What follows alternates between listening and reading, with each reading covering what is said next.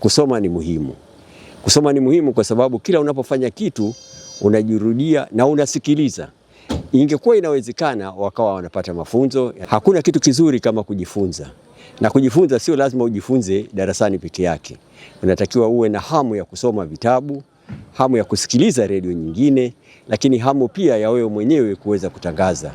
Ujifunze kuandika kitu ambacho kinaweza kikasomeka hata na mtu mwingine akisoma anafahamu. Sisi tulikuwa tunapata mafunzo, ilikuwa lazima uandike kwamba unapokwenda kutangaza unatangaza kitu gani na unatakiwa useme nini. Kuna maneno ambayo yanatakiwa useme ili usipotoke.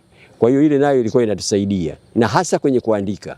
Usije ukafanya kitu bila kuwa na ushahidi. Na ushahidi wa mdomo tu peke yake mara chache sana unakubalika. Lakini ukiwa umeandika unasema nilitamka hiki. Na inatokea hasa kwenye mpira mara nyingi yale yanayokuja baada ya kuanza kutaja majina, kuna mambo mengine yanayojitokeza pale uwanjani inakuwa kidogo taabu.